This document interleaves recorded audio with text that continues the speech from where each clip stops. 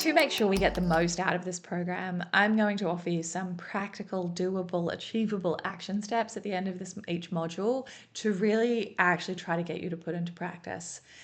If you are listening to this, particularly in the audio only format, or you're watching it whilst you're cooking dinner, or you've got it on in the background while you're doing other things, this is where it can be quite tempting to just kind of skim over, vaguely listen to this stuff. Can I please actively encourage you to stop, pause, pick up a pen and paper, write this stuff down? Or for some of the actions, it's going to be make a plan to do some of this stuff. But I really would challenge you, if you want to get the most possible out of this program, to go ahead and actually do these actions.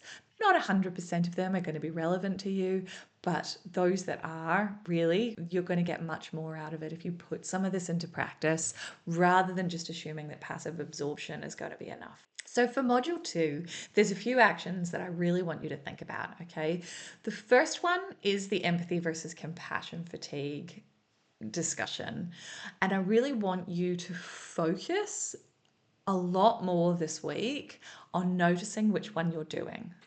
All right. So notice when you are in a difficult conversation with somebody, when you are in a euthanasia, when you are trying to, protect the well-being of an animal who's stressed in a kennel or isn't doing okay in the shelter, I really want you to check mentally what's going on in your head. Are you experiencing empathy or are you experiencing compassion? And what is it the right thing? Is it appropriate? Is it helpful for the circumstance? Is it helpful for you? And if you can, debrief with that with someone else.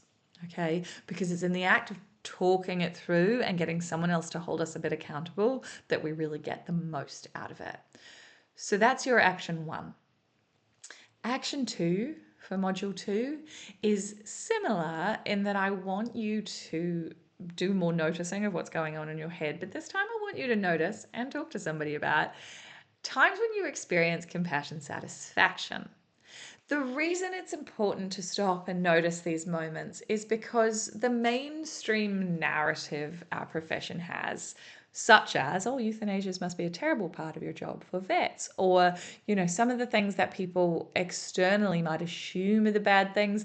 And so we accidentally, subconsciously kind of lump them into all of the reasons that our jobs are hard.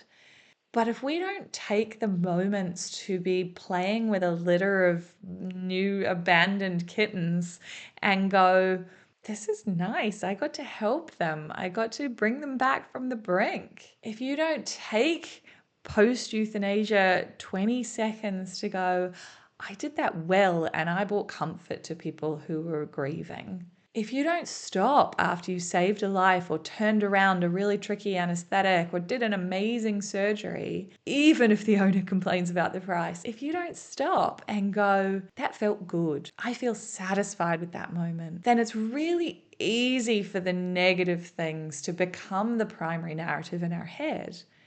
And of course, what we focus on is what we experience. So I want you to do a better job this week of noticing 2 moments where you go, yeah, I feel good about that. That was satisfying. Talk to someone about them. Even better, write them down.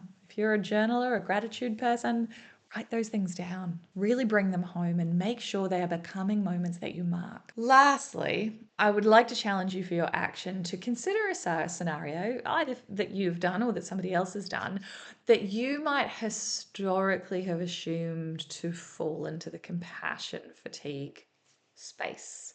So that might mean that you needed to take some time off because the narrative told you that you had some compassion fatigue, even though now we know that maybe wasn't quite right. That you or a colleague or someone you work with maybe experienced what at the time they felt was compassion fatigue. So what happened? What did they do about it? How did they recover? And I want you to actually think really hard about knowing what you now know about maybe empathy fatigue and maybe moral trauma and maybe burnout. In hindsight, was it compassion fatigue? And if it was not, could knowing and articulating differently have changed how that situation was managed in order to get a better outcome? Because the whole point here in knowing this stuff is to make sure we get the right outcomes. I challenge you to each of those 3 activities and wish you the best of luck going forward. And I look forward to seeing you next for Module 3.